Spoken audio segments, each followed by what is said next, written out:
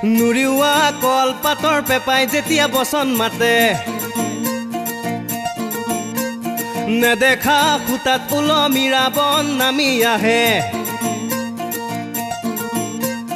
নুৰিওৱা কলপাতৰ পেপাই যেতিয়া বচন মাতে নেদেখা খুটাত ওলমি ৰাৱণ নামি আহে সীতাৰ কি বিননি হে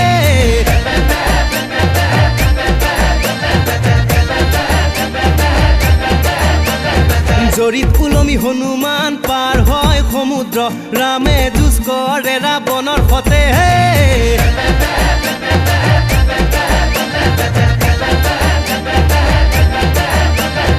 ওহৰে দখান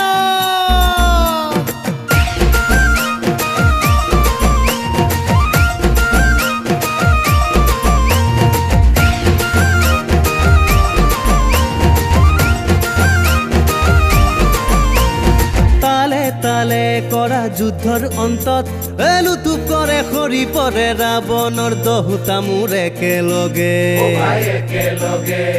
ৰাম উভতি আহে জৰিত ওলমি লগত সীতা হে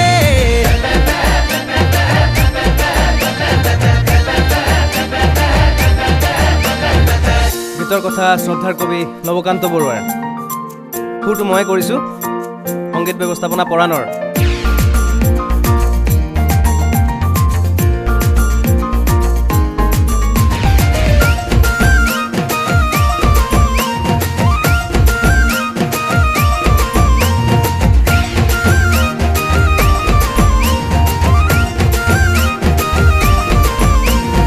পুতলা নাচ শেষ হয় পুতলা নাচ শেষ হয় তাৰ পিছত পুতলা নচোৱা মানুহজনে ৰাৱণৰ মূৰটো আকৌ লগাই দিয়ে গাত তাৰ পিছত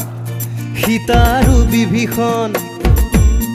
আৰু অনঙ্গ ৰাৱণ